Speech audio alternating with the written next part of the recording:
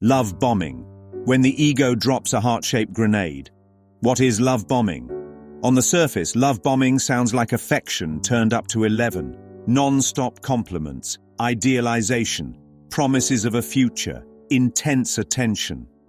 But if we stop and ask who is giving it and who is receiving it, we expose the deeper lie.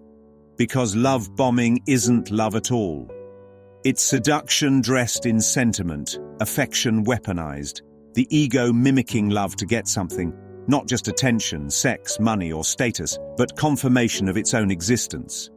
The ego bombards because it believes it lacks. It performs love not because it knows love, but because it fears it. Why does it work? Because we want it to. Here's the metaphysical crux. Love bombing doesn't happen to us. It happens through us. No one gets bombed without first wanting the explosion. A Course in Miracles says, "What you experience you will see outside yourself, for it is your experience and is caused by your wish." Chapter 21, Section 2. That's the inconvenient truth. The ego mind wants to be love-bombed because it believes love must be earned, proven, and poured on from the outside. It doesn't feel lovable. It craves evidence. So when someone shows up with intense flattery and floods the nervous system with fireworks and fantasies, the ego says, "Finally, this proves I'm special. I matter." But what's actually happening is the mind is agreeing to be deceived. Bomb and love shouldn't be in the same sentence. Isn't it wild that we use the term love bombing at all? The ego links love to violence, intensity and destruction. Detonation disguised as devotion. That should be our first clue that this has nothing to do with real love. True love, as described in A Course in Miracles, is quiet, changeless, eternal. It asks for nothing in return. It doesn't erupt, it simply is. Love doesn't rush. Love doesn't overwhelm. Love doesn't need to be believed. Only the ego needs belief, and it gets it by attacking the mind's stability through intensity and speed. The role of time and speed. The hallmark of love bombing is how fast it moves.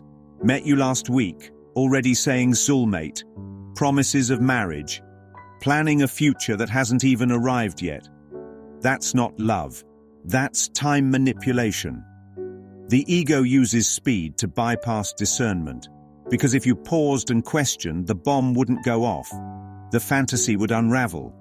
And the ego fears exposure more than anything. So it drowns you in a future that doesn't exist to avoid being questioned in the now, giving to get the ego's secret contract. Behind every love bomb is a silent agreement.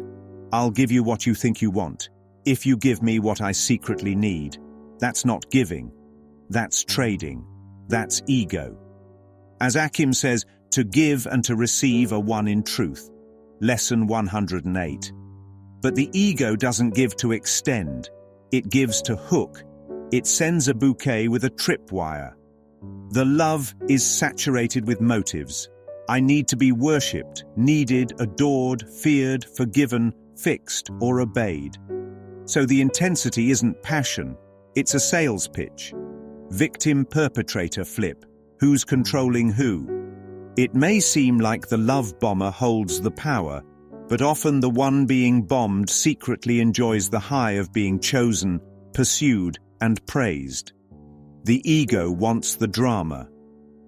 Both are playing roles in the same illusion, one as the seducer, the other as the prized victim.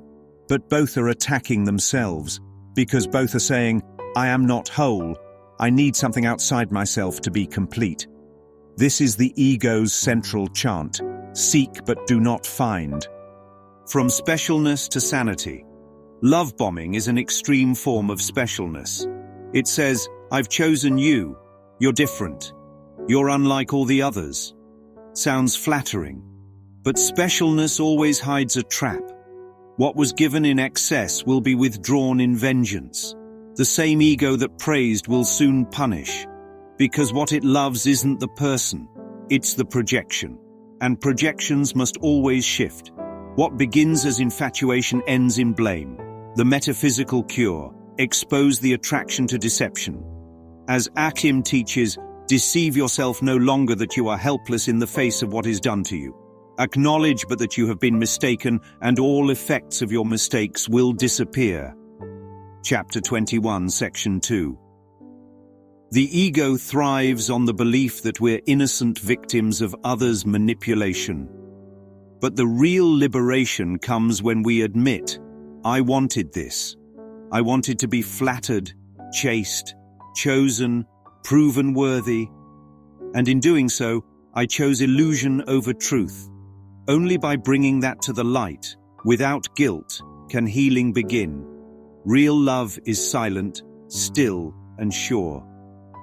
Real love doesn't bomb. It doesn't manipulate. It doesn't chase. Real love doesn't need to be felt in the body or proven through excess. It simply abides. The more inwardly anchored the mind becomes in truth, the less susceptible it becomes to bombs of any kind, positive or negative.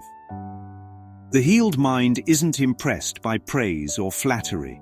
It sees the attempt to control and smiles, not in judgment but in certainty, because it knows only illusions need to be sold.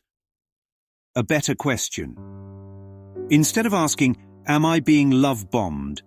The better question is, what part of me wants to be deceived in the name of love? That's the fuse. Unplug it, and there's nothing left to detonate.